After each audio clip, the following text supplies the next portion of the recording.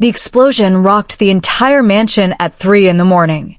Stephanie jolted awake to the sound of shattering glass and Kim Seo's body covering hers, shielding her from debris that rained down from the ceiling. Alarms shrieked through the halls, red emergency lights strobing in the darkness, and somewhere below them, men were shouting in rapid Korean. "Stay down," Kim Seo ordered, already moving with lethal efficiency. He grabbed a gun from the nightstand drawer. When had he put a gun in the nightstand, and positioned himself between Stephanie and the bedroom door. "June. Status report." His earpiece crackled to life. Stephanie could hear June's voice, tight with controlled urgency, but couldn't make out the words over the chaos. Kim Seo's expression went dark. "How many? Where's the breach?" A pause. "Fall back to the safe room protocol. I'm moving the package now." "Package?" Stephanie managed, her heart hammering so hard she thought it might break through her ribs. "You." He crossed to the closet, yanking open a panel she'd never noticed before to reveal a hidden passage. 3 vehicles just rammed through the front gate. "We're under attack by what looks like a coordinated assault team, at least 20 hostiles, possibly more. This isn't a kidnapping attempt. This is a declaration of war." "Who?" "Everyone who thinks I've gone soft by choosing you over the old ways. Everyone who sees my love for you as weakness. Everyone who wants to test whether the Devil of Seoul still has teeth." He grabbed her hand, pulling her toward the passage. "They're about to get their answer, but first I need you somewhere they can't reach you." The passage led to a reinforced room deep in the mansion's basement, steel walls, independent air supply, enough food and water for a week. It looked like a doomsday bunker, because that's exactly what it was. Kim Seo guided her inside, his hands shaking slightly as he cupped her face. "You stay here no matter what you hear. June knows you're here. My most trusted people know you're here. But nobody else can breach this room, do you understand? Nobody. You're leaving me?" Fear clawed at her throat. "Seo, don't leave me down here alone. I have to end this. Right now, tonight, or they'll keep coming. They'll keep testing me, keep trying to hurt you, keep believing they can use you as leverage." He kissed her hard, desperately. "I love you. Remember that, no matter what happens. Remember that everything I do to keep you safe." Then he was gone, the steel door sealing shut behind him with a finality that made Stephanie want to scream. She was alone in the bunker with nothing but emergency lights and the distant sounds of violence filtering through reinforced walls. Gunfire. Explosions. Shouting. The building shook periodically, dust raining from the ceiling with each impact. This was her life now. Hiding in a bunker while her husband fought a war outside. Waiting to see if he'd survive, if she'd survive, if their marriage could possibly withstand the constant onslaught of people who wanted to destroy them. She should be terrified. She should be planning her escape, should be cursing the day she'd agreed to marry Kim Seo and enter this nightmare world. Instead, she was furious. Furious that people kept trying to use her as a weapon against the man she loved. Furious that she was expected to hide like a helpless princess while Kim Seo risked his life. Furious that after everything, after accepting his world, after choosing to stay, after proving she could be valuable to his organization, she was still just the package that needed protecting. Time lost meaning in the bunker. It could have been 20 minutes or 2 hours when the steel door finally opened. Stephanie grabbed the only weapon she could find, a heavy flashlight, and raised it defensively. June stepped through, his tactical gear splattered with blood, his expression grim. "Mrs. Kim, it's over. You can come out now." "Is he?" "He's alive. Injured, but alive. He's asking for you." Relief and terror warred in her chest. She followed June through the passage, up into the mansion, and stopped dead at the sight that greeted her. The elegant home she'd come to know was destroyed. Windows blown out, walls pockmarked with bullet holes, furniture overturned and shattered. Bodies, so many bodies, lay where they'd fallen, pools of blood spreading across marble floors that had gleamed just hours ago. Kim Seo sat in the center of the carnage like a king on a throne of corpses, holding a blood-soaked cloth to his shoulder while one of his men tried to bandage the wound. His face was pale, but his eyes were sharp, cataloging threats even now.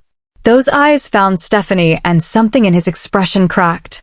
"You're safe," he said, the words coming out rough. "Thank God you're safe." She ran to him, not caring about the blood or the bodies or the violence that surrounded them. "You're hurt, Seo, you're bleeding." Flesh wound. "I've had worse." He pulled her against his good side, breathing her in like she was oxygen and he'd been drowning. "It's done, Stephanie. They came with 23 men. All dead. The leadership behind this is in custody. By sunrise, everyone in Seoul will know what happens when someone declares war on me." "How many of our people?" She couldn't finish the question. 5 casualties. 3 critical injuries, but stable. June protected the staff wing, no civilian casualties. His voice was hollow, each loss weighing on him. "This is what I wanted to avoid. This is why I tried to keep you separate from the violence. But they won't let us have peace. They won't let us have normal."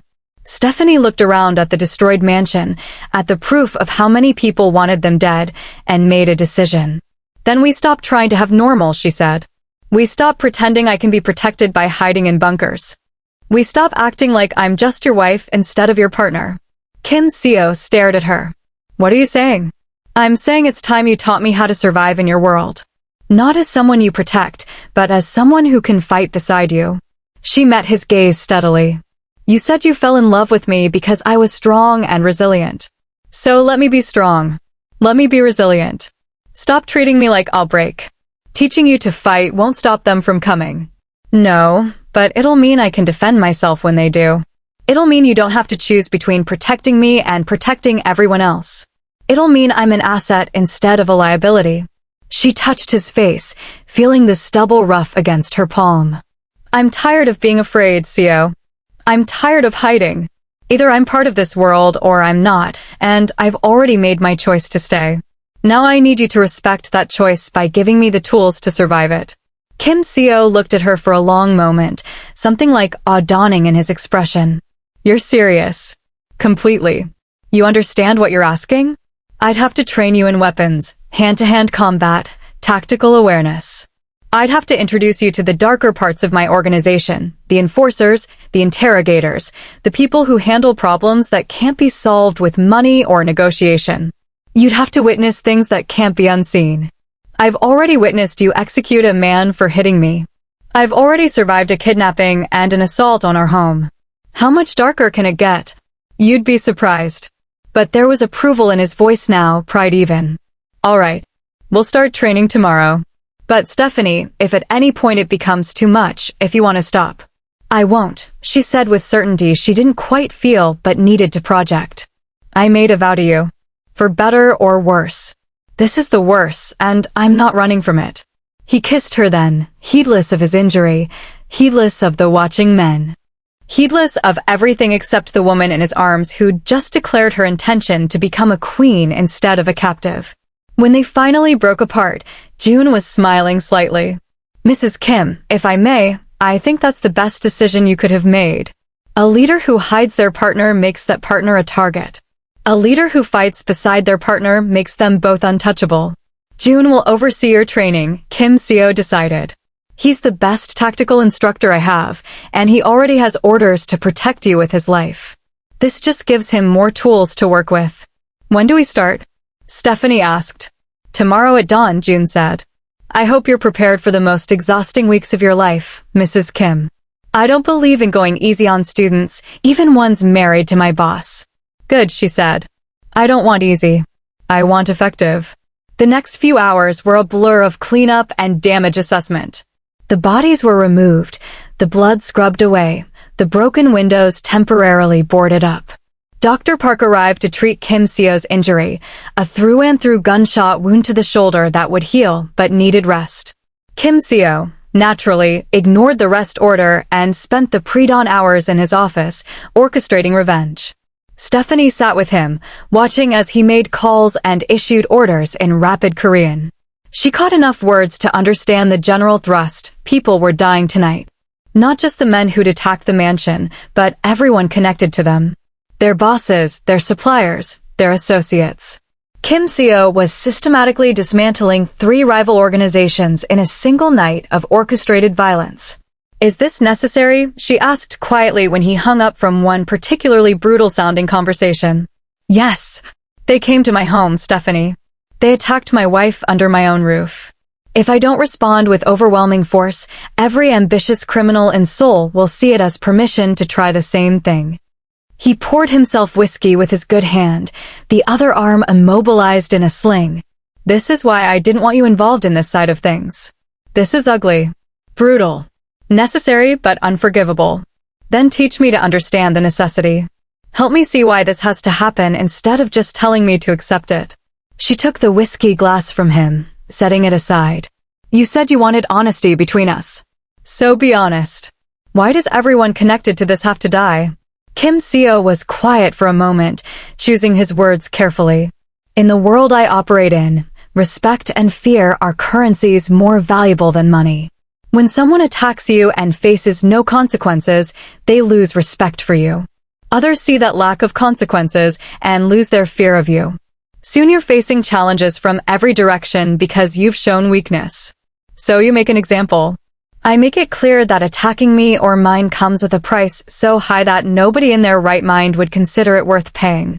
He reclaimed his whiskey, downing it in one swallow. "The men who attacked us tonight, they were soldiers following orders. In a perfect world, I'd spare them and only punish the leadership. But this isn't a perfect world. Every one of those soldiers chose to point a gun at my home. Every one of them chose to accept payment for trying to kill my wife. That choice has consequences. And their families are being compensated. Anonymous payments that will ensure they're financially secure, delivered through channels that can't be traced back to me." He met her eyes. "I'm not a monster, Stephanie. I don't punish innocent people for the crimes of their relatives. But I also won't let guilt over collateral damage stop me from protecting what's mine." It was a twisted morality, but Stephanie was starting to understand the logic behind it. In Kim Seo's world, mercy was weakness and weakness was death. He'd learned that lesson at 18 when his parents were murdered. And every day since had only reinforced it. "Tell me about them," she said impulsively. "Your parents. How they died." Kim Seo's expression shuddered immediately. "That's not. Please. I need to understand what made you into this. I need to know the history that shaped the man I married." He was silent for so long she thought he'd refuse. Then he stood, crossing to the window that overlooked Seoul's slowly lightening skyline. "My father was trying to go legitimate. He saw how the world was changing, saw that the old ways of running criminal organizations were becoming unsustainable. He wanted to build legal businesses that could replace the illegal revenue streams, wanted to create something that wouldn't constantly put his family at risk." Kim Seo's voice was carefully neutral, emotionless. The old guard saw that as betrayal. They believed he was abandoning the principles that built our organization. They believed he was weak. So they killed him. They rigged his car. Made it look like an accident, brake failure on a mountain road. My mother was with him. They both died instantly. His hand clenched on the window frame. I was at university when I got the call. I came home to find vultures circling, trying to take control of my father's organization while his body was still warm. I was 18, grieving, and everyone assumed I'd be easy to manipulate. But you weren't. No. I was my father's son, and I'd been learning from him my entire life. I knew the names of everyone involved in the plot. I knew which allies had stood by and let it happen. And I knew that if I showed even a moment of weakness, I'd be dead within the week. He turned to face her. So I became what they feared. I was colder than my father, more ruthless, more willing to use violence to solve problems. I eliminated everyone involved, not just the ones who ordered the hit, but everyone who knew and said nothing. And I made it clear that my organization would be built on fear and respect, not on loyalty to traditions that got my parents killed. Did it work? For a while. I consolidated power, eliminated rivals, built the empire you see now. But somewhere along the way, I became exactly what my father was trying to move away from. I became the monster that keeps other monsters in line. He crossed back to her, cupping her face in his hands. Then I met you. And for the first time in 20 years, I remembered that my father's dream wasn't wrong, it was just premature. He tried to change too fast, trusted too many people, showed mercy to enemies who saw it as weakness. And you think we can do it better? I think with you beside me, I can build something that honors his vision while avoiding his mistakes. I think we can create an empire that's strong enough to survive the transition from criminal to legitimate. But Stephanie, his thumbs brushed her cheeks. That transition will be painted in blood. Mine, yours, anyone who gets in our way. Are you truly prepared for that? She thought about everything she'd witnessed in the last few days. The execution, the kidnapping, the assault on their home. She thought about the path stretching before them, years of violence and danger and impossible choices. She thought about the alternative, leaving Kim Seo, returning to her old life, pretending these months had never happened. That alternative felt like death. I'm prepared, she said. Teach me everything. Make me worthy of standing beside you. Dawn was breaking over Seoul when June knocked on the office door. Mrs. Kim, if you're serious about training, we should start now. The body needs routine, and there's no point delaying. Stephanie looked at Kim Seo, who nodded permission. Go. Learn. Become dangerous enough that I can sleep at night knowing you can protect yourself when I'm not there. The training was brutal. June led her to a private gym in the mansion's basement, a space filled with equipment that ranged from standard weights to what looked like medieval torture devices. For the next 4 hours, he put her through exercises designed to build strength, endurance, and pain tolerance. Fighting isn't about being the strongest, June explained as Stephanie struggled through her 30th push-up. It's about being willing to endure more than your opponent. It's about staying conscious and functional when your body is screaming at you to give up. Is this where you tell me pain is weakness leaving the body? Stephanie gasped. No. Pain is information. It tells you where you're vulnerable and what you need to protect. Ignoring pain is how you get killed. Accepting pain and functioning through it is how you survive. By the time they finished, Stephanie could barely walk. Her muscles were on fire, her hands were blistered from weapons training, and she had bruises forming where June had demonstrated proper blocking technique by actually hitting her. Tomorrow we start at 5 a.m. instead of 6, June said cheerfully. Your body will adapt faster with consistent early training. You're a sadist, Stephanie accused. I'm effective. There's a difference. He handed her a water bottle. Mrs. Kim, may I speak candidly? Please.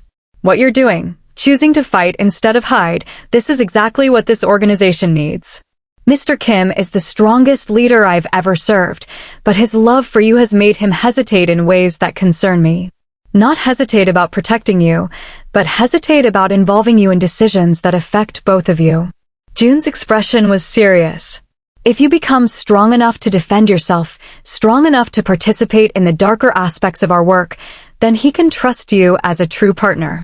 That makes both of you more powerful. You think he's been holding back? I think he's been trying to preserve your innocence, and innocence has no place in our world. Better to lose the innocence and gain the strength. June smiled slightly. Besides, I've seen how you analyze financial structures and identify weaknesses.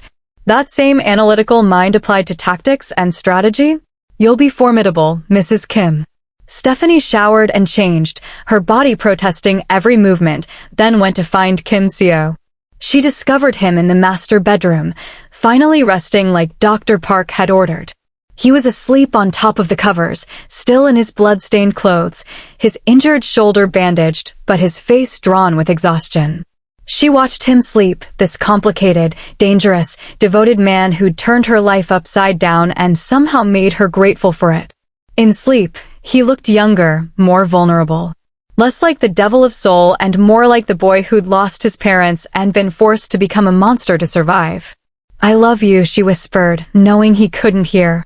I love you, and I'm going to become strong enough that you never have to choose between protecting me and protecting everything else you've built. I promise. She climbed into bed beside him carefully, mindful of his injury. He stirred, automatically reaching for her even in sleep, and Stephanie let herself be pulled against his good side. This was her life now. Violence and tenderness, danger and devotion, a love built on blood and choice, and the absolute certainty that they were stronger together than apart. She fell asleep planning. planning how to become dangerous, planning how to help transform Kim Seo's empire from criminal to legitimate, planning how to ensure that the next time someone attacked them, she'd be ready to fight back instead of hide. The next few weeks established a brutal routine. Stephanie trained with June for 4 hours every morning, learning hand-to-hand combat, weapons handling, tactical awareness, and survival skills. Then she'd shower and shift into her other role, the financial strategist restructuring Kim Seo's legitimate businesses. The contrast was jarring. One moment she was learning how to disarm an attacker with a knife. The next she was presenting corporate restructuring plans to the board of directors. One moment she was at the shooting range, learning to hit targets at increasing distances. The next she was negotiating real estate deals that would launder money while generating legitimate profit. She was becoming two people. The public face, Mrs. Kim, the brilliant financial analyst who was transforming the Kim Corporation into a powerhouse of legitimate business. And the private reality, Kim Seo's partner in an organization built on violence and fear. The directors noticed the change. Director Choi, who'd been skeptical of her at first, started seeking her advice not just on financial matters, but on organizational strategy. Director Park introduced her to his network of contacts, recognizing that her American background and language skills opened doors that were closed to them. Even the enforcers and soldiers, the men who handled the violent side of Kim Seo's empire, started treating her differently. Word had spread that Mrs. Kim was training with June, that she was learning to fight, that she demanded to be treated as a partner instead of a protected asset. Respect, Stephanie learned, came in many forms in this world. And she was earning it through sweat and blood and stubborn determination. 6 weeks after the assault on the mansion, June declared her ready for her first real test. "There's a situation that needs handling," he explained. "One of our debt collectors has been skimming money. Not a lot, but enough that it shows disrespect. Mr. Kim would normally send enforcers to recover the money and deliver punishment. But I suggested you might want to handle this yourself." Stephanie's heart raced. "Handle it how?" "However you see fit. The man's name is Song Min-jae. He owes us approximately 50 million won plus the amount he skimmed, another 20 million. He's been avoiding our calls and spreading rumors that Mr. Kim has gone soft since marrying you, that the organization is weak now." June's expression was neutral. "This is your chance to prove those rumors wrong." "Does Seo know about this?" "It was his idea. He said if you're going to be his partner, you need to understand how we handle internal discipline. This is a relatively low-risk situation. Song has no powerful allies, no dangerous connections.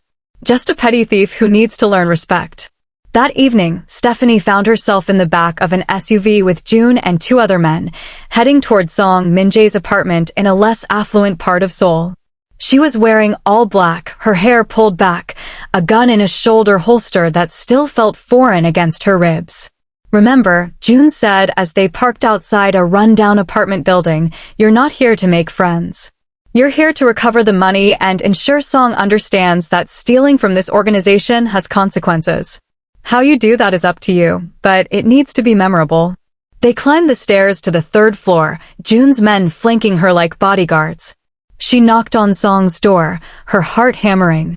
A man in his 40s answered, his expression shifting from annoyance to fear when he saw who was waiting. "Mrs. Kim, I can explain." "You have 30 seconds to give me 70 million won, Stephanie said, her voice colder than she'd known she could make it. "After that, we discuss why you thought stealing from my husband was a good idea." "I don't have that kind of money."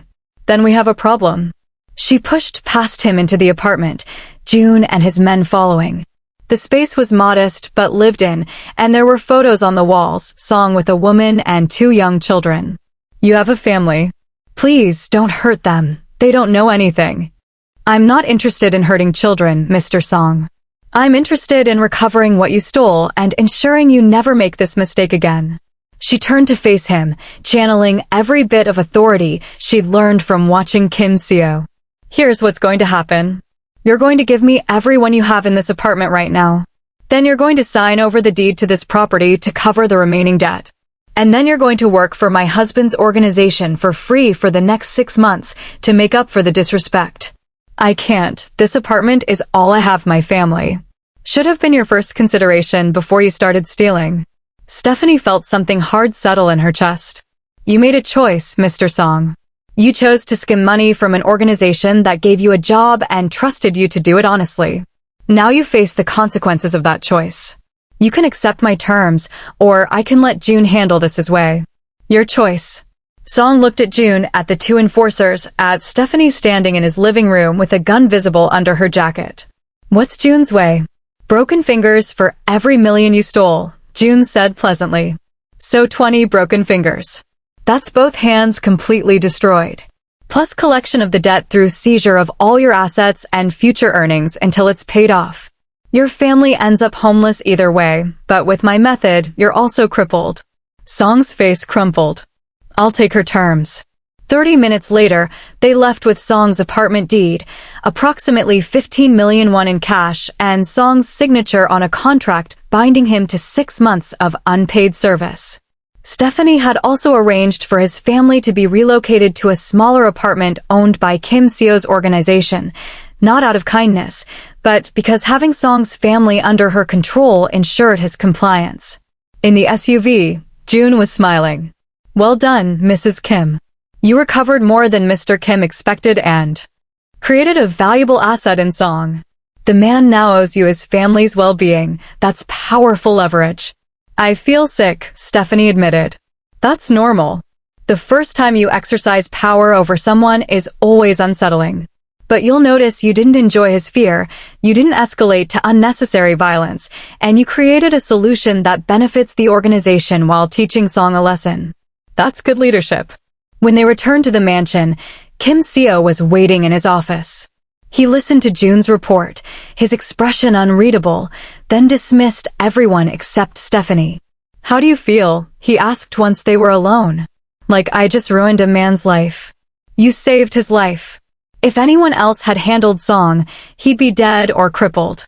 You gave him a path to redemption while recovering the organization's money and securing future loyalty. Kim Seo pulled her into his arms. You did well, Stephanie. Better than well. You found a solution I wouldn't have considered. June was right to suggest you handle it. Does it get easier? Making decisions that hurt people? No. And you should be grateful for that. The day it becomes easy is the day you've lost your humanity. He kissed her forehead. But you learn to live with it. You learn to balance the harm you cause against the protection and stability you provide. You learn to sleep at night knowing you made the best choice available in a world where all choices involve some degree of harm.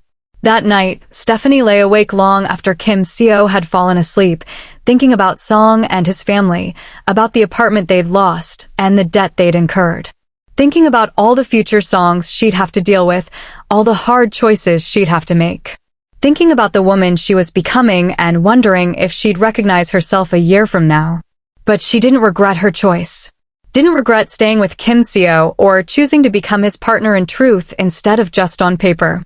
Because for all the moral complexity and violence and impossible situations, she was building something real. Something that mattered. She was becoming a queen in an empire of shadows and discovering she had the strength to wear the crown. Stephanie just handled her first test as Kim Seo's partner, and things are about to get even more intense. She's training, she's learning, she's becoming the queen Seoul's underworld never saw coming. But there's still one ghost from her past that needs to be dealt with, and we all know who that is. What do you think Stephanie should do when she finally confronts Jae-sung again? Drop your thoughts in the comments below. If you're loving this transformation arc, smash that like button and subscribe, and trust me, the revenge is going to be sweet. Share this with someone who loves a good mafia romance. Stephanie was reviewing acquisition contracts in Kim Seo's downtown office when the call came through. June's voice was tight on the speakerphone. We have a situation. Lee Jae-sung just walked into the lobby of the Kim Corporation headquarters, demanding to see Mrs. Kim. He's created a scene, shouting about kidnapping and forced marriage. There are employees gathering, phones out, recording everything. Kim Seo's expression went dangerously cold. Have security remove him. Sir, with respect, that might make things worse. He's claiming he's here to rescue Stephanie from an abusive situation. If we forcibly remove him, especially with witnesses recording, it plays into his narrative. June paused. I think Mrs. Kim should handle this. Publicly. On her terms. Stephanie's heart was racing, but she kept her voice steady. He's right, Seo. If you have your people throw him out, he'll spin it as proof that you're controlling me. But if I go down there and confront him myself? Absolutely not. This is exactly what he wants, to create a public confrontation that makes me look like a villain and him like your savior. Kim Seo stood, pacing to the window. He's desperate. His life is in ruins because of me, and he's trying one last gambit to hurt us both. Then let me end it. Stephanie stood as well, moving to stand beside him. I've been training for 2 months, Seo. I can handle one pathetic ex-boyfriend. And more importantly, I want to handle him. He humiliated me publicly, let me return the favor. Kim Seo looked at her, conflict clear in his expression. The protective husband warring with the strategic leader who knew she was right. June, he said finally. How many people in the lobby right now? Approximately 50 employees, plus building security. And yes, sir, multiple people are live streaming on social media. Perfect. Stephanie felt something cold and sharp settle in her chest, the same feeling she'd had when dealing with Song Min-jae, but stronger. Let's give them a show they'll never forget. June, have your men positioned, but not visible. I'm coming down. Stephanie, Kim Seo caught her arm. If he tries anything, he won't. He's a coward who only feels powerful when he's kicking people who are already down. And I'm not down anymore.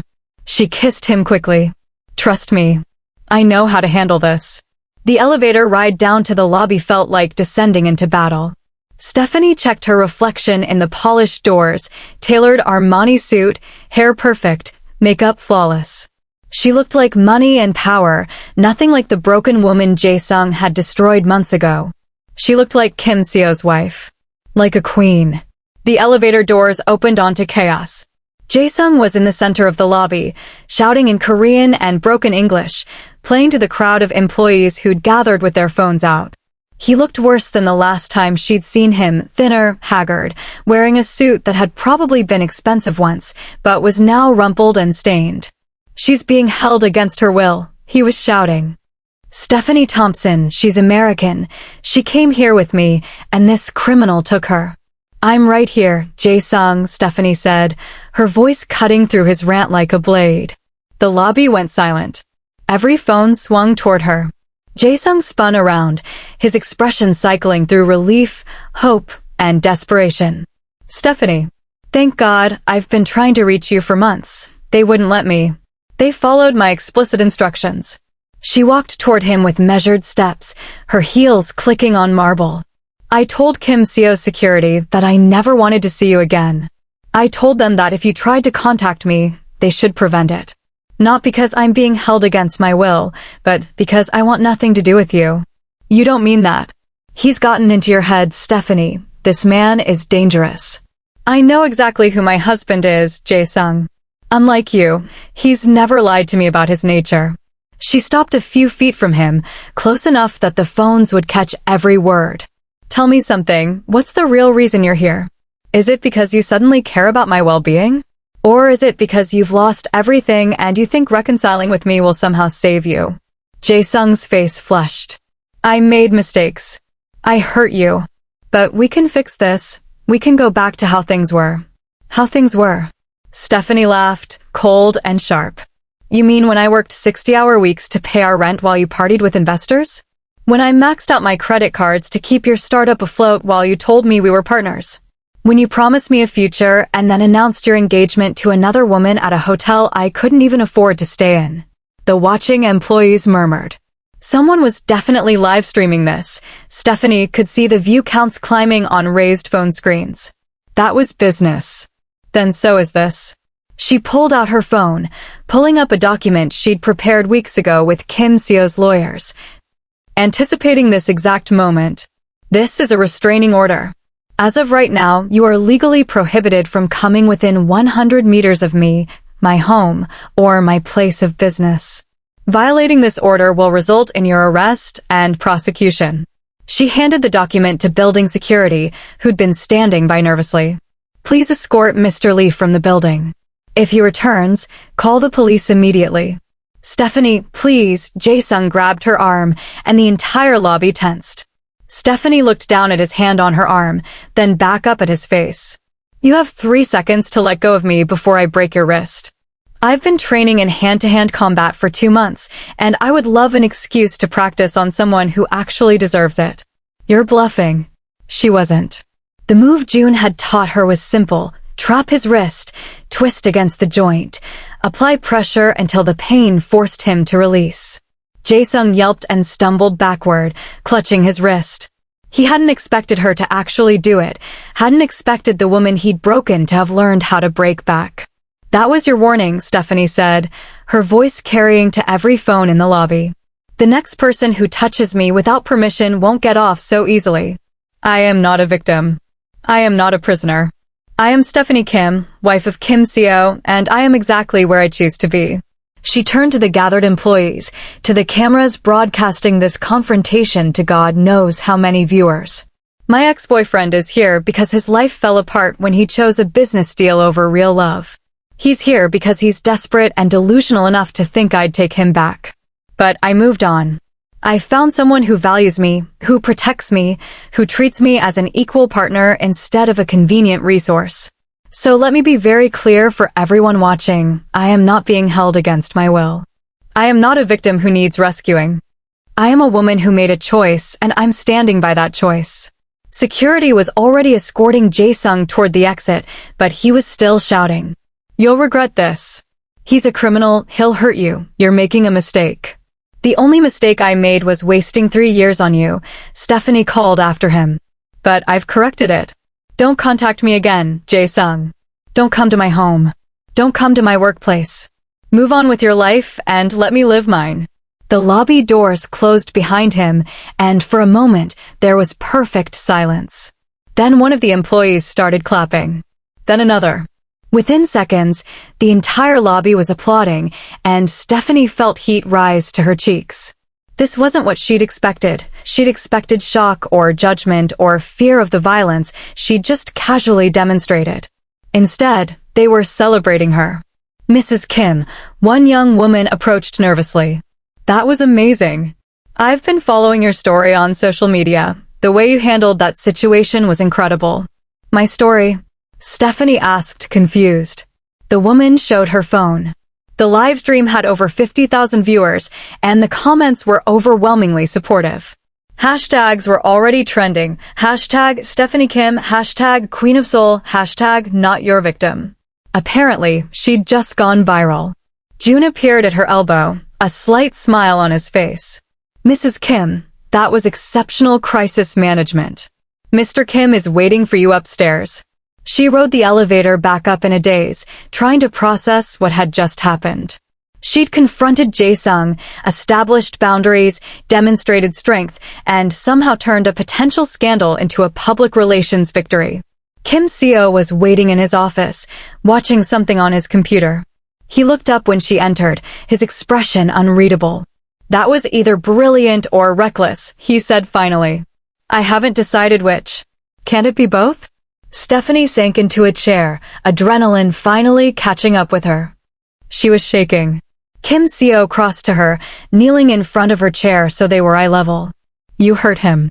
In public, on camera, you physically hurt him. He grabbed me. I defended myself using techniques June taught me specifically for situations like that. I know. And part of me is incredibly proud that my wife can protect herself. His hands covered hers, steadying the tremor. But another part of me is terrified because now everyone knows you're not just the woman I married, you're a force to be reckoned with in your own right. That makes you more valuable to my allies and more dangerous to my enemies. Good. I'm tired of being an afterthought or a weakness. I want to be seen as what I am, your partner. You just became the most talked about woman in Seoul. He showed her his phone. News sites were already picking up the live stream, analyzing her confrontation with Jae-sung. By tomorrow, everyone in the city will know who Stephanie Kim is. And what will they know? That you're not to be trifled with. That you chose me of your own free will. That anyone who threatens or harasses you will face consequences. He kissed her forehead. You turned a potential crisis into a declaration of power. That's exactly what a queen does. The next few days proved Kim Seo right. The video of Stephanie confronting Jae-sung went viral not just in Korea but internationally. Media outlets picked it up, analyzing it from every angle: feminist empowerment, immigrant success story, dramatic romance. The narrative that emerged was surprisingly positive. American woman escapes toxic relationship, marries Korean billionaire, becomes powerful figure in Seoul's business community. Nobody mentioned the Mafia connections. Nobody talked about the violence and danger that surrounded her daily life. They saw the fairy tale version, the rags to riches romance with a powerful protector. Stephanie found the disconnect surreal but useful. Her public image as Kim Seo's accomplished, independent wife gave her cover for her private role as his partner in transforming the organization. It also changed how people in the organization treated her.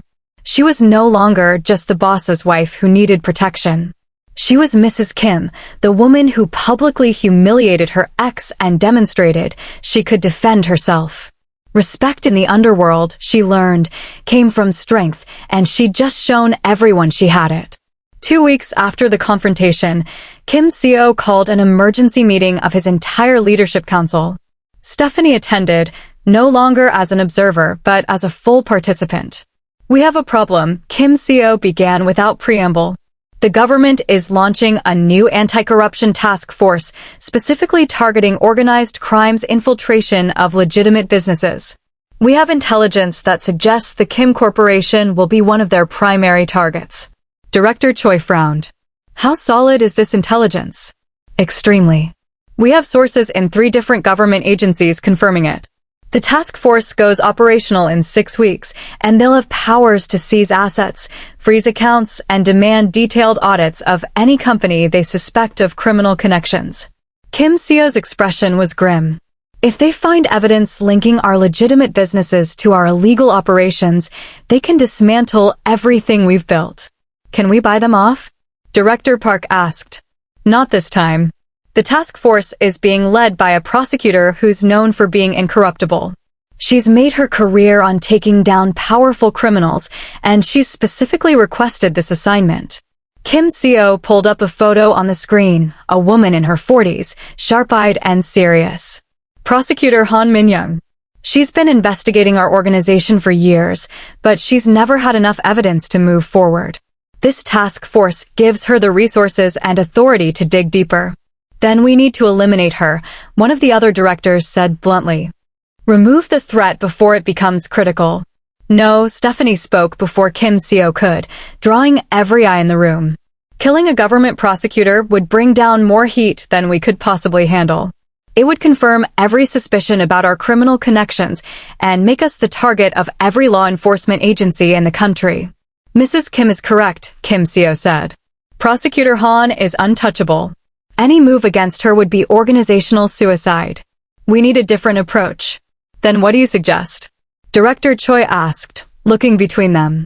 Stephanie stood, moving to the presentation screen.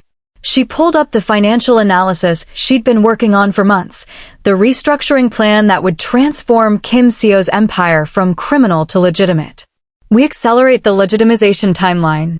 Right now, approximately 60% of our revenue comes from illegal operations, gambling, money lending, protection services. The other 40% comes from legal businesses, real estate, technology investments, international trade. We've been gradually shifting the balance, but we've been cautious about moving too fast." She clicked to the next slide, showing a radical restructuring plan.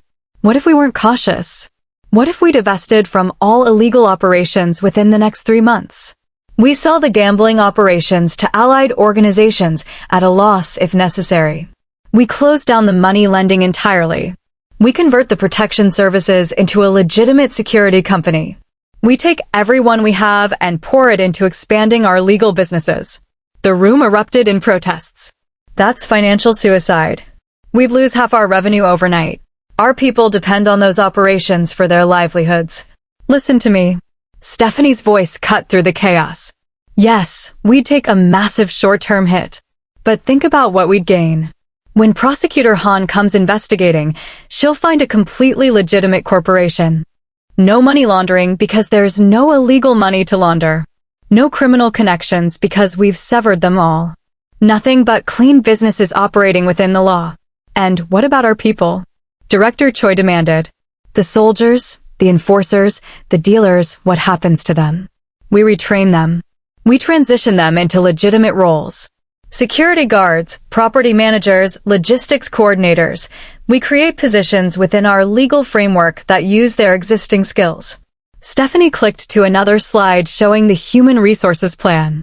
It won't be perfect. Some people won't be able to adapt. But we offer those people generous severance packages and help them find other opportunities. We treat them with respect instead of just cutting them loose. This is madness, one director muttered. We'd be dismantling everything we've built. We'd be transforming everything we've built, Kim Seo corrected, standing beside Stephanie. My father tried to do this 20 years ago and failed because he moved too slowly and trusted too many people. We can succeed where he failed because we're not asking permission or trying to compromise. We're making a clean break, fast and total. And when other organizations see us abandoning our territory, Director Park asked, they'll move in immediately. We'd start a war over every piece of ground we give up. Let them have it, Kim Seo said simply. Territory means nothing if we're in prison. Power means nothing if the organization is destroyed. I would rather rule a smaller, legitimate empire than watch everything crumble under government prosecution. Director Choi studied the presentation, his expression thoughtful. The financial projections here, are these realistic? Conservative, if anything, Stephanie assured him. Our legal businesses are already profitable. With full focus and investment, they could triple revenue within 18 months. Yes, we'd take a hit in the short term. But in 2 years, we'd be more profitable and infinitely more secure than we are now. And our reputation? Another director asked. We'd look weak. Like we're running scared. We'd look smart, Kim Seo countered. Like we saw the writing on the wall and adapted instead of stubbornly clinging to the old ways until they destroyed us. There's no shame in evolution. My father understood that. It's time we honored his vision. The debate continued for hours. Directors argued, questioned, pushed back against every aspect of the plan. But gradually, Stephanie saw them coming around. The numbers were too compelling, the alternative too grim. Finally, Director Choi nodded. I support this plan. It's risky, but staying the course is riskier. If we're going to do this, we need to move fast and commit completely. One by one, the other directors agreed. By the end of the meeting, they had unanimous support for the most radical transformation in the organization's history. After everyone left, Stephanie collapsed into a chair, exhausted from hours of defending her plan. Kim Seo poured them both whiskey, settling beside her. You just convinced 8 hardened criminals to abandon everything they've ever known and believed in, he said wonderingly. How did you do that? I showed them a path forward that doesn't end in prison or death. That's a pretty compelling offer. She sipped her whiskey, letting the burn steady her. Do you really think this will work? I think we don't have a choice. Prosecutor Han is coming whether we're ready or not. At least this way, we control the transformation instead of having it forced on us. He took her hand. But Stephanie, the next 3 months are going to be brutal. We're essentially dismantling a criminal empire while building a corporate one at the same time. The logistics alone are staggering. Then it's a good thing I'm excellent at logistics. She squeezed his hand. We can do this, Seo. We can give your father's dream a second chance. Our dream now, he corrected. This isn't just about honoring my father anymore. It's about building something we can be proud of. Something that doesn't require us to constantly look over our shoulders or worry about who's going to betray us next. The transformation began the next day. Kim Seo announced to his entire organization that they were going legitimate. Not gradually, not partially, completely. Within 3 months, every illegal operation would be shut down or sold off. Everyone would be offered positions in the new legitimate structure, with retraining provided for those who needed it. Those who chose not to transition would receive severance packages and letters of recommendation. The announcement was met with shock, resistance, and in some cases, outright rebellion. 3 mid-level managers tried to break away and form their own organization, taking some soldiers with them. Kim Seo handled it swiftly and brutally, not with violence, but with financial warfare. He used his connections to freeze their assets, call in their debts, and ensure no legitimate or illegitimate business in Seoul would work with them. Within a week, the rebels came crawling back, begging for forgiveness. Kim Seo accepted their surrender, but demoted them to the lowest positions in the new structure. Mercy, but with consequences. Forgiveness, but not forgetfulness. Stephanie threw herself into the logistics of transformation. She worked 18-hour days, restructuring corporations, negotiating deals, managing the transition of hundreds of employees from criminal operations to legitimate businesses. She was exhausted, overwhelmed, and more alive than she'd ever felt. She was building something real. Something that would last. June continued her training throughout the chaos, insisting that she maintain her fighting skills even as she transformed into a corporate executive. "You'll need both," he told her during a particularly brutal sparring session. "The business skills to build the empire, and the combat skills to protect it from threats that don't respect corporate structures." 6 weeks into the transformation, Prosecutor Han made her move. Teams of investigators descended on the Kim Corporation headquarters with warrants to search records, interview employees, and audit finances. Stephanie met them with professional courtesy and complete cooperation, providing every document they requested without hesitation or delay. Because there was nothing to find. The gambling operations had been sold to an organization based in Busan. The money-lending business had been completely dismantled, with all debts either collected or forgiven. The protection services had been converted into a legitimate security company with proper licensing and contracts. Every transaction was documented, every transfer legal, every business practice above reproach. Prosecutor Han herself conducted the interview with Stephanie, her sharp eyes missing nothing. "Mrs. Kim, your company has undergone remarkable changes in a very short time. Some might say suspiciously rapid changes. We identified inefficiencies in our business model and corrected them," Stephanie said smoothly. "When my husband brought me into the organization, I conducted a comprehensive analysis and found several areas where we could improve profitability and reduce legal exposure. We implemented those recommendations. How convenient that these improvements happened to occur just before my task force became operational. We have excellent intelligence gathering. When we learned about the task force, we accelerated our timeline. Better to be proactive than reactive, don't you think?" Prosecutor Han studied her. "You're American. How does an American woman end up married to one of Seoul's most powerful businessmen? I met him at a conference. He proposed marriage. I said yes." Stephanie smiled. "It's not as complicated as people want to make it. And you're aware of the rumors about your husband's connections to organized crime? I'm aware that my husband runs a successful corporation with diverse business interests. I'm also aware that successful, powerful men are often the target of baseless rumors designed to damage their reputations." Stephanie leaned forward slightly. "Prosecutor Han, I've provided you with complete access to our financial records, our employee files, our business contracts. If you find evidence of criminal activity, please prosecute it to the full extent of the law. But if all you find is a legitimate corporation operating within legal boundaries, then I expect you to issue a public statement clearing our reputation of these persistent accusations." It was a bold move, essentially daring the prosecutor to either find evidence or admit defeat. But Stephanie knew there was nothing to find. They'd been too thorough, too careful, too committed to the transformation. Prosecutor Han didn't respond, but something flickered in her eyes that might have been respect. The investigation continued for another month. Teams of forensic accountants pored over every transaction. Investigators interviewed hundreds of employees. They examined property records, business licenses, contracts, everything, and found nothing illegal. Oh, they found evidence of past criminal activity, enough to confirm that yes, Kim Seo's organization had once been deeply involved in the underworld.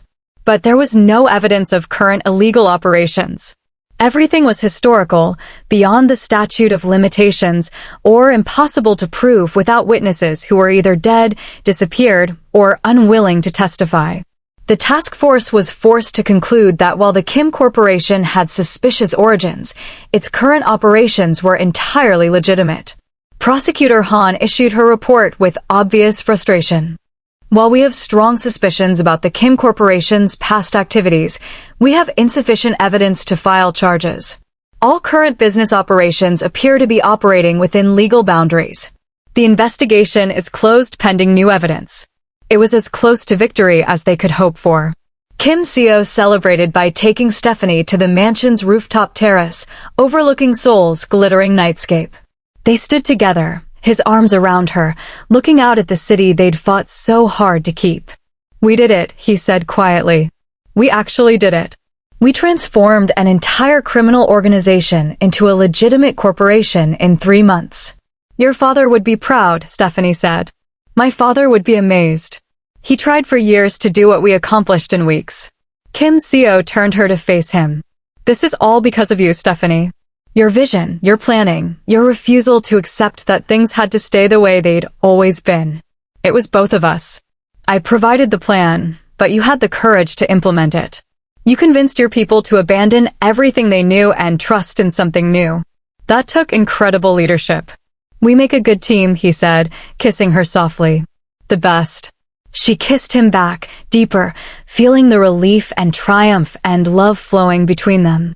They made love under the stars, celebrating their victory in the most primal way possible. And afterward, lying in Kim Seo's arms with Seoul spread out beneath them like a conquered kingdom, Stephanie felt something she'd never expected to feel in this life. Peace. Not the absence of danger. There would always be threats, always be challenges. But the peace of knowing she'd found where she belonged. The peace of building something meaningful with someone she loved. The peace of becoming the person she was always meant to be.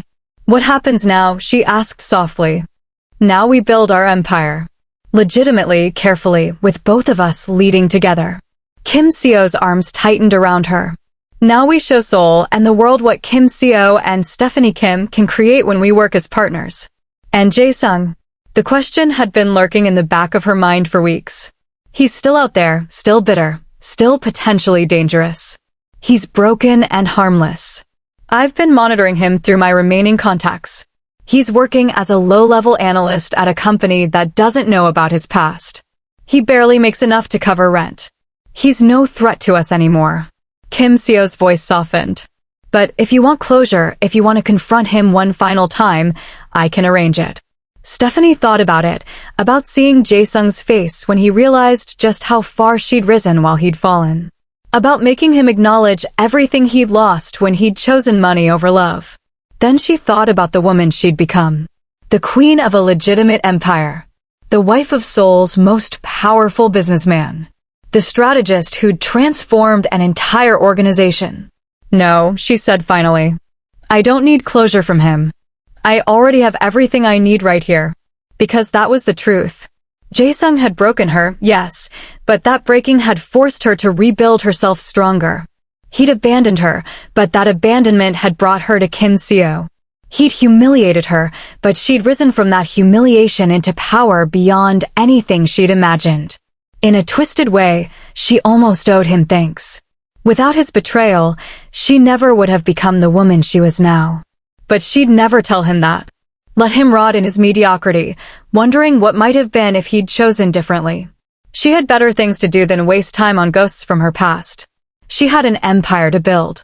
Stephanie and Kim Seo just pulled off the impossible, transforming a criminal empire into a legitimate corporation right under the prosecutor's nose.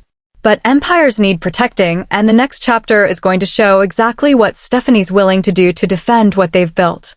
The revenge arc is complete, but the real story is just beginning. What do you think should happen next? Drop your predictions in the comments. If you're living for this transformation, smash that like button and share this with anyone who loves a good mafia romance where the heroine becomes the queen. The email arrived at 3 in the morning, bypassing every security protocol Kim Seo had in place. Stephanie was already awake, working on expansion plans for their Southeast Asian markets, when her computer screen went black and a single message appeared in white text. I know what you did. I know how you built your empire. And I'm coming for everything you took from me. Park Ji-hoon. Her blood ran cold. Park Ji-hoon. The name was familiar from her deep dive into Kim Seo's organization history. He'd been one of Kim Seo's father's most trusted lieutenants, one of the men who'd orchestrated the car accident that killed Kim Seo's parents. One of the men Kim Seo had supposedly eliminated 20 years ago. Stephanie grabbed her phone, calling Kim Seo immediately. He answered on the first ring, his voice alert despite the hour. What's wrong? Park Ji-hoon just sent me a message. Seo, he's alive. Silence. Then, in a voice colder than she'd ever heard, that's impossible. I killed him myself. I watched him die. Then someone is using his name to threaten us. Either way, we have a problem. She forwarded him the email. They bypassed all our security. They know things about our transformation. This isn't some random threat. I'm coming home. Lock down the house protocol, activate all security measures, and wake June. Nobody gets in or out until I arrive. His voice shifted, becoming the dangerous leader she'd seen execute a man without hesitation. Stephanie, if this is really Park, if he somehow survived, he'll be coming for me through you. He knows that's where I'm vulnerable now. 15 minutes later, the mansion was a fortress. Armed guards at every entrance, security systems active, June coordinating defense protocols while Stephanie waited in Kim Seo's office with a gun on the desk in front of her. She'd learned to shoot over the last few months. Had become proficient enough that June said she could handle herself in a firefight. She'd never imagined she'd actually need to use those skills. Kim Seo arrived like a storm, immediately pulling her into his arms and checking her for injuries. Are you hurt? Has anyone approached the property? I'm fine. Nothing yet. But Seo, she pulled back to look at him. Tell me about Park Ji-hoon. Everything. If he's really alive, I need to know what we're dealing with. They sat together in his office while Kim Seo recounted a story from his darkest days. Park Ji-hoon had been his father's right hand, a man Kim Seo had trusted like an uncle growing up. When Kim Seo discovered Park's involvement in his parents' murder, the betrayal had cut deeper than any of the others. I found him in Busan, hiding with his mistress. I confronted him, and he didn't even deny it. Just laughed and said my father was weak, said the organization needed stronger leadership. Kim Seo's hands clenched. I shot him 3 times, chest, abdomen, head. I watched him fall. I confirmed the body. There's no way he survived. Unless someone switched the body. Unless he had help you didn't know about. Stephanie pulled up her laptop, searching for any information about Park Ji-hoon in the years since his supposed death. If he's been alive all this time, he's been planning. Waiting. Building resources to come back. June entered with a tablet, his expression grim. Sir, we've been analyzing the email's origin. It was routed through multiple proxy servers, but our tech team traced it back to its source. He showed them a map with a location highlighted. It came from inside the Kim Corporation headquarters. Someone in our own building sent this. The betrayal hit like a physical blow. After everything they'd done to legitimize the organization, after all the loyalty they'd tried to build, someone was still working against them. Pull the security footage, Kim Seo ordered. I want to know who was in the building at that time, what they accessed, everything. While June worked, Stephanie felt pieces clicking into place in her mind. Seo, what if this isn't about you? What if it's about me? What do you mean? Think about it. The message came to me, not you. It bypassed your security but reached me directly. And the timing right after we successfully legitimized the organization, right after I became publicly known as your partner. She stood, pacing. What if someone is trying to use me to destabilize everything we've built? Not by kidnapping me or hurting me, but by making you paranoid about betrayal within the organization. Kim Seo considered this. Divide and conquer. Make me suspect my own people, create chaos from within while appearing to attack from outside. Exactly. And if Park Ji-hoon really is alive, he'd know that's the best way to hurt you. Not by attacking directly, but by poisoning the trust that holds the organization together. June returned with footage showing a familiar face accessing the computer system at 2:47 a.m. Director Park, the technology investments director who'd been one of Stephanie's earliest supporters. No, Stephanie breathed. That can't be right. Director Park has been nothing but loyal. Or he's been playing a long game, Kim Seo said darkly. June, bring him in. Quietly. I want answers. Director Park arrived an hour later, confused and clearly terrified by the armed escort. Kim Seo had him brought to a secure room in the mansion's basement, not the bunker where Stephanie had hidden during the attack, but something else. Something that looked like it had been designed for interrogation. Mr. Kim, I don't understand. What's this about? Director Park's eyes darted between Kim Seo and Stephanie. Have I done something wrong? You tell me. Kim Seo showed him the security footage. This is you accessing the main server at 2:47 this morning. What were you doing in the office at that hour? Director Park's face went pale. I couldn't sleep. I was working on the Southeast Asian expansion plans Mrs. Kim asked for. I sent her my analysis around 3 a.m. Check your email. It should be there. Stephanie pulled out her phone, scrolling through her inbox. There it was, a detailed analysis from Director Park, time-stamped 2:58 a.m., exactly when he said. The information was thorough, insightful, exactly what she'd requested. This doesn't prove anything, Kim Seo said. You could have sent the threatening email and then sent legitimate work to cover your tracks. What threatening email? Mr. Kim, I swear on my life, I don't know what you're talking about. Director Park's voice cracked with genuine fear. I would never betray you. You saved my career when nobody else would hire me. You gave me a chance when... Seo, stop. Stephanie put a hand on her husband's arm. Look at him. Really look. This isn't the face of a conspirator. This is terror. Kim Seo studied Director Park, and slowly his expression shifted from cold fury to calculation. You're right. He's too scared. A real traitor would be more controlled, more prepared for interrogation. He turned back to Director Park. Someone used your credentials to access our system. Who else has your login information? No one. I mean, I keep it written in my desk drawer at the office, but I thought it was secure. Director Park looked like he might vomit. Mr. Kim, if someone used my access to hurt the organization, I'll take full responsibility. I'll resign. You'll upgrade your security protocols and change all your passwords immediately, Stephanie interrupted. And you'll help us figure out who actually sent that email. Seo, he's not our enemy. He's a victim. They let Director Park go with explicit instructions and a security detail to ensure his safety. Then Kim Seo turned to Stephanie with something like wonder in his eyes. You just saved that man's life. 6 months ago, I would have killed him on suspicion alone. But you saw what I couldn't, that fear isn't always guilt. You would have seen it too, eventually. You're not the same man you were 6 months ago either. She touched his face. We've both changed, Seo. We've both become better than we were. June appeared in the doorway. Sir, our tech team finished their analysis. The threatening email wasn't sent through Director Park's computer. It was made to look like it came from there, but the actual source was external.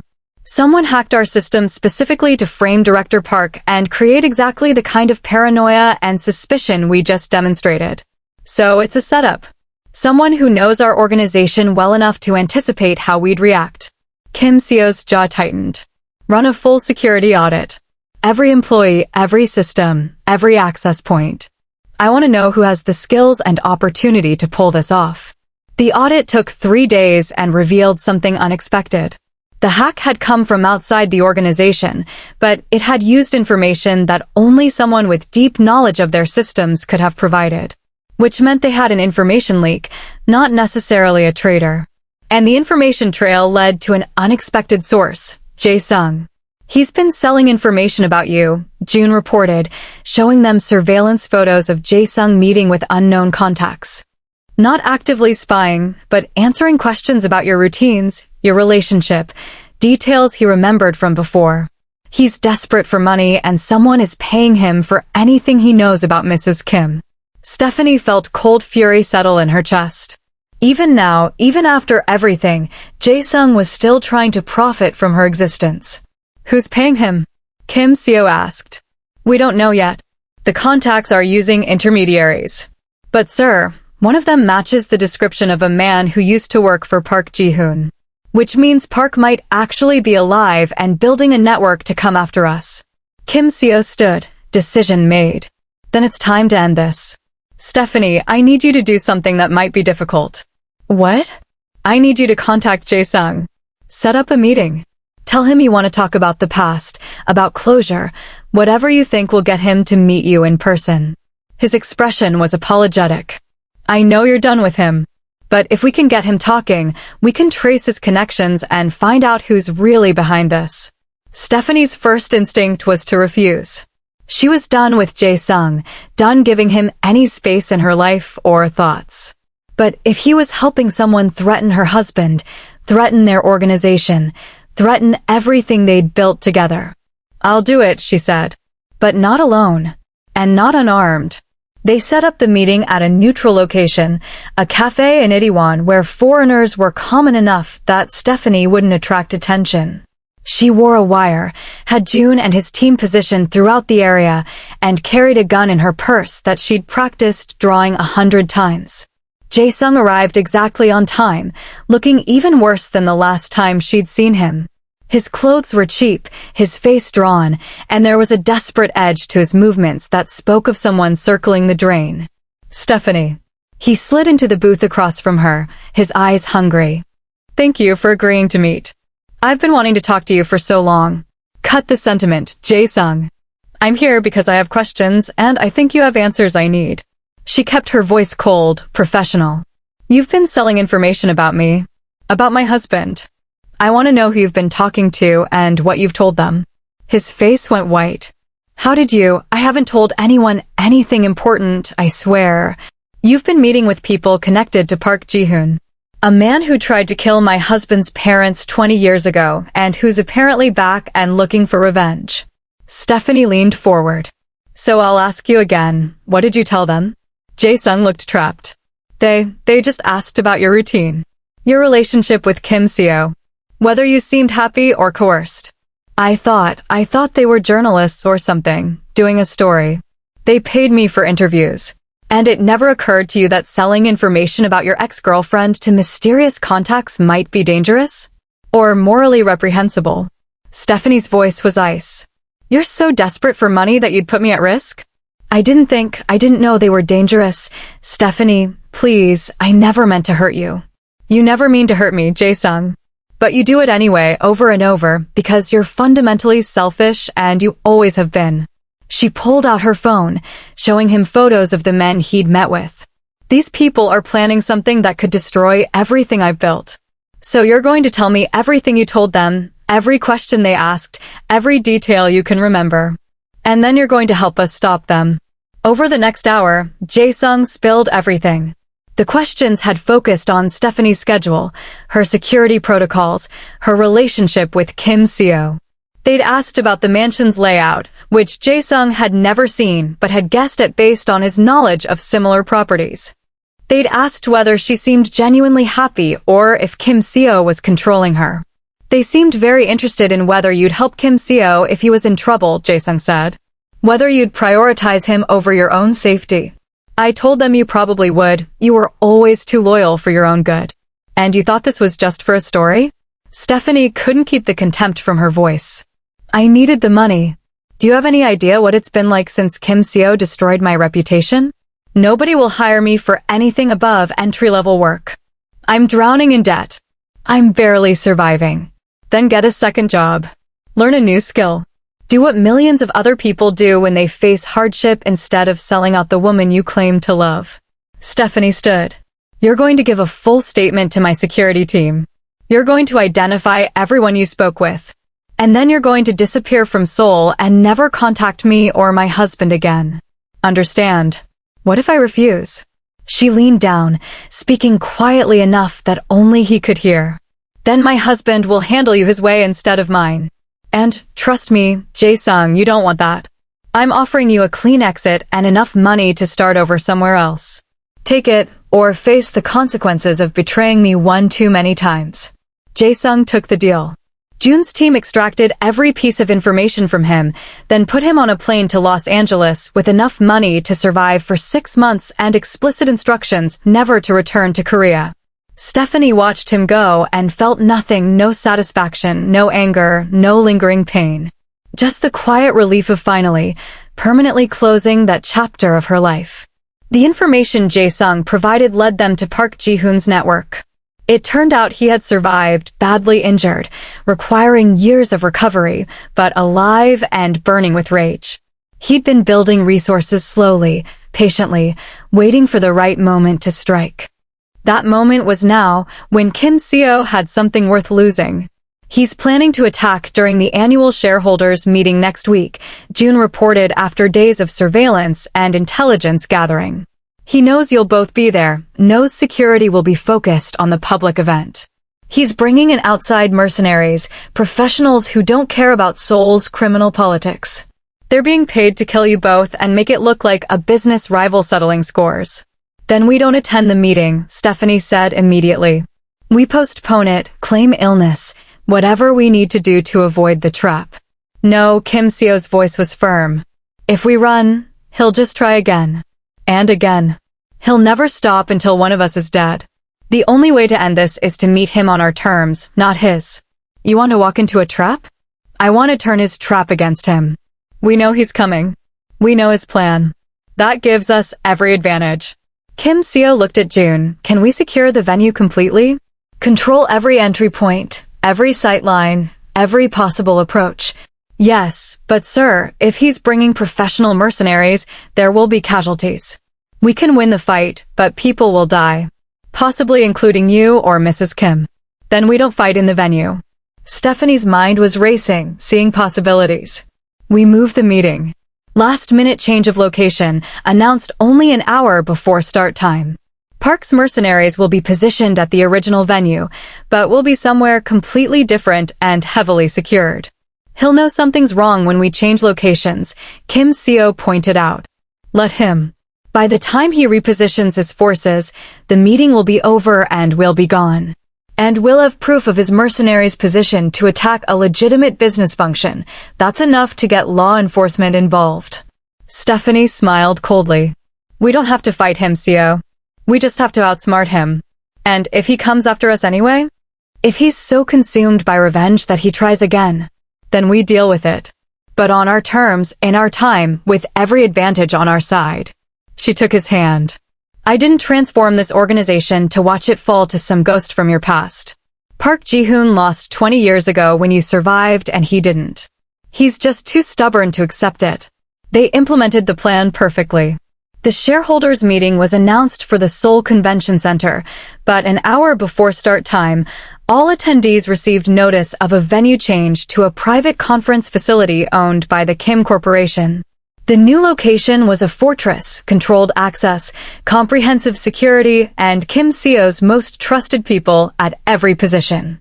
Park Ji-hoon's mercenaries were caught on surveillance cameras positioning themselves at the original venue.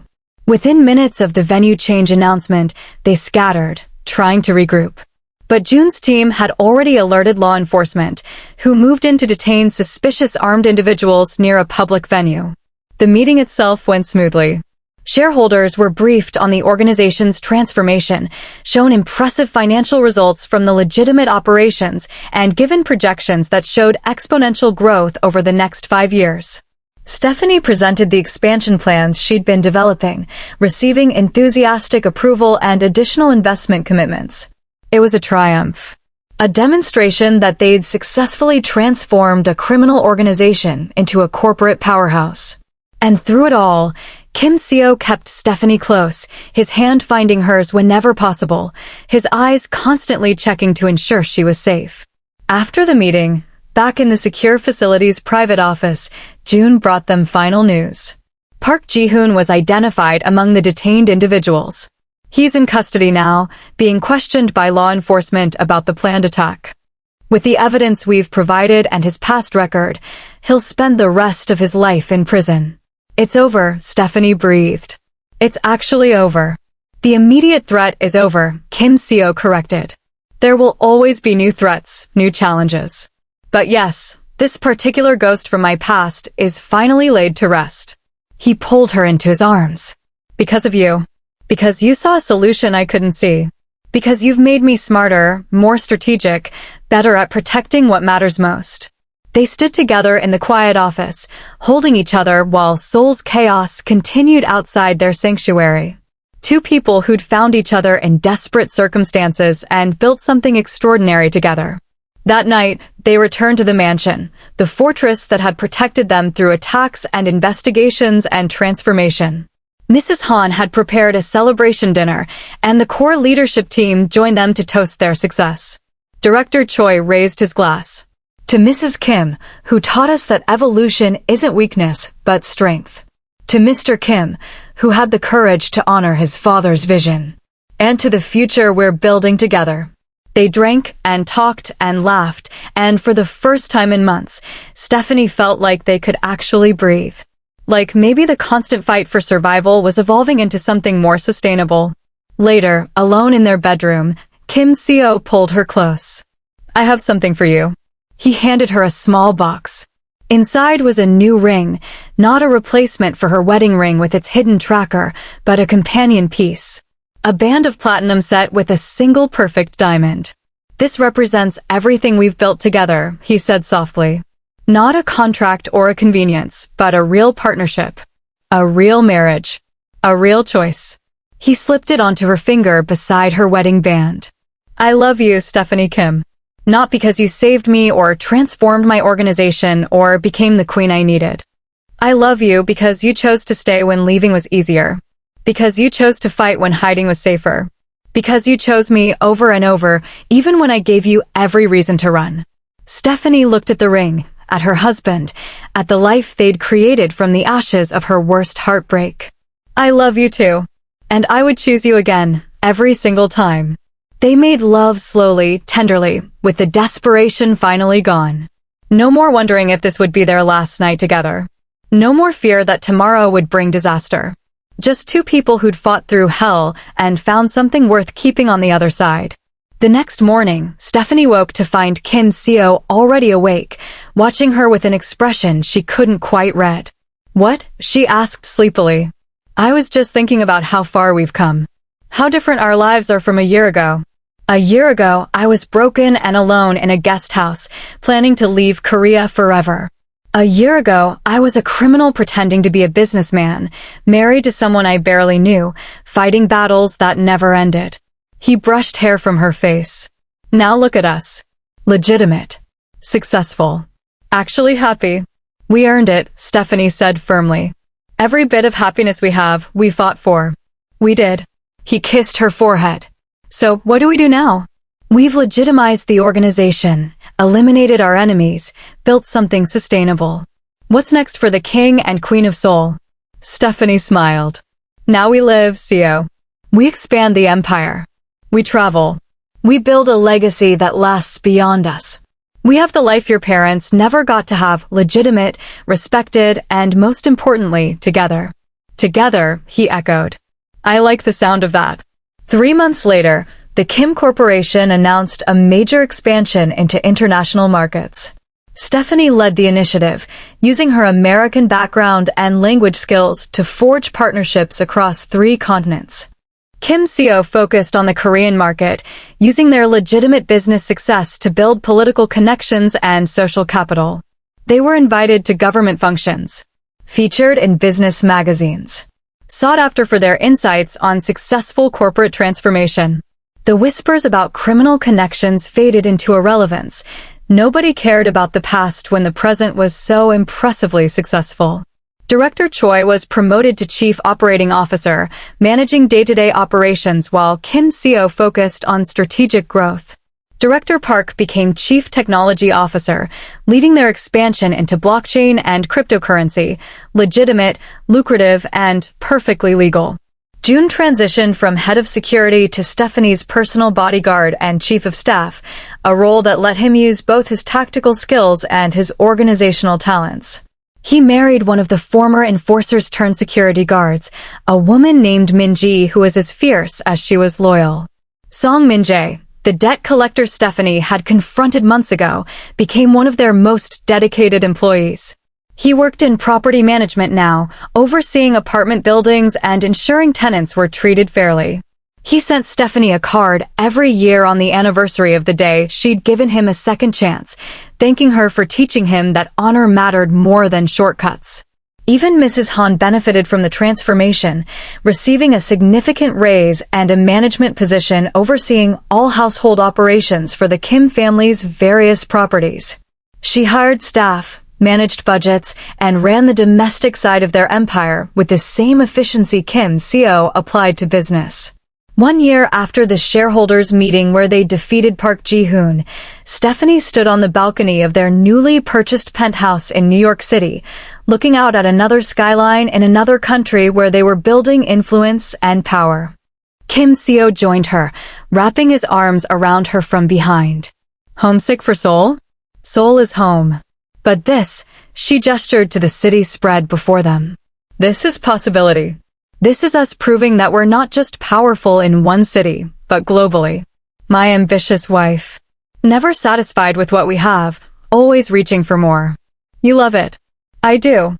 He turned her to face him. Stephanie, I have a question for you. What kind of question? The kind that might change everything. He took a breath. How would you feel about children? About building a family to inherit everything we've created? Stephanie's heart stuttered. They'd never discussed children, had been too focused on survival, then transformation, then expansion. The idea of bringing a child into their dangerous world had seemed impossible. But their world wasn't as dangerous anymore. They'd made it safer, more legitimate, more sustainable. I'd be terrified, she admitted. And excited. And completely unprepared. But yes, I want that. I want to build a family with you. Kim Seo's smile could have lit the entire city.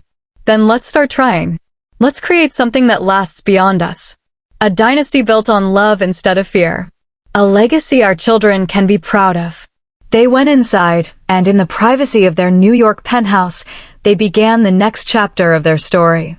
2 years later, Stephanie gave birth to twin daughters, one with her dark skin and Kim Seo's sharp features, one with his coloring and her smile. They named them Min Seo and Grace, honoring both cultures, both heritages, both sides of the family they were creating. The girls grew up in a world of privilege and protection, learning 3 languages and 2 cultures. They knew their father was powerful and their mother was brilliant, but they didn't know the full truth of how that power was built until they were old enough to understand. When Min Seo turned 16, she asked her mother directly, "Was father really in the Mafia like the internet says?" Stephanie had been expecting this question for years. Your father ran an organization that operated outside the law. He did things he's not proud of to survive and protect the people who depended on him. But he transformed that organization into something legitimate because he wanted to build a world where his children would never have to make the choices he made. Do you regret marrying him? Never. Not for a single moment. Stephanie smiled. Your father saved me when I was broken. I saved him when he was becoming someone he didn't want to be.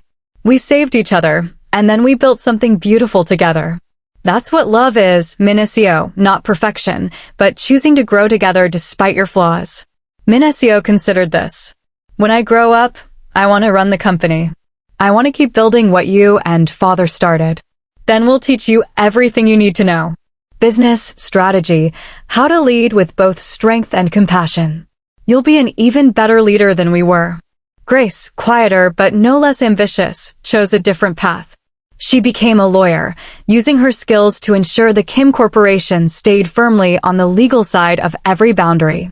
She was their conscience, their compass, the one who made sure they never slipped back into old patterns. Together, the twins represented the future Stephanie and Kim Seo had fought to create, powerful without being cruel, successful without being criminal, proud of their heritage while building something new. On their 20th wedding anniversary, Stephanie and Kim Seo returned to the mansion in Seoul where their story had really begun.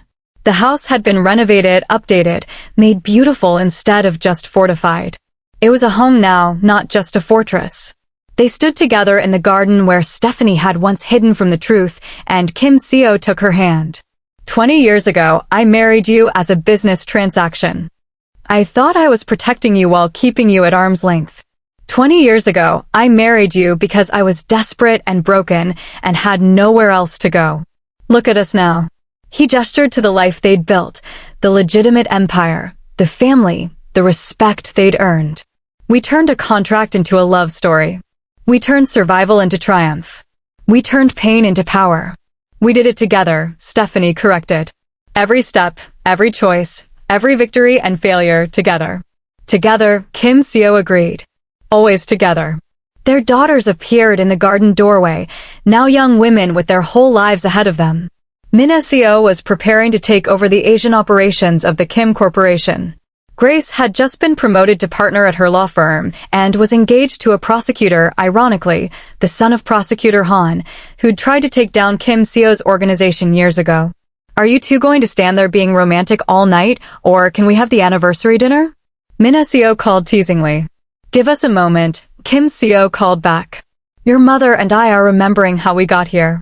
When the girls retreated inside, Stephanie leaned against her husband. We really did it, didn't we? We built something that will last. We built something our children can be proud of. Something that honors both the struggle and the triumph. Kim Seo tilted her chin up to look at him. I love you, Stephanie Kim. My wife, my partner, my queen. Thank you for choosing me. Thank you for staying. Thank you for building this life with me. Thank you for finding me when I was lost. Thank you for giving me a purpose when I thought I'd lost everything. Thank you for loving me enough to change your world. She kissed him softly. This is the life I always wanted, the one I didn't know I was looking for until I found it with you. They walked back to the house together, to their daughters and their empire and the legacy they'd created from the ashes of betrayal. And pain. Stephanie had been traded for power once, discarded by a man who valued money more than love. But she'd turned that betrayal into the greatest triumph of her life. She'd found real power, not the kind that came from fear or violence, but the kind that came from building something meaningful with someone who valued her as an equal. She'd found real love, not the desperate, one-sided devotion she'd given Jae-sung, but a partnership between equals who chose each other every single day. She'd found herself, not the woman she'd been before, broken and uncertain, but someone stronger, fiercer, more capable than she'd ever imagined. She'd become a queen. Not through conquest or inheritance, but through choice and courage and the determination to transform pain into power.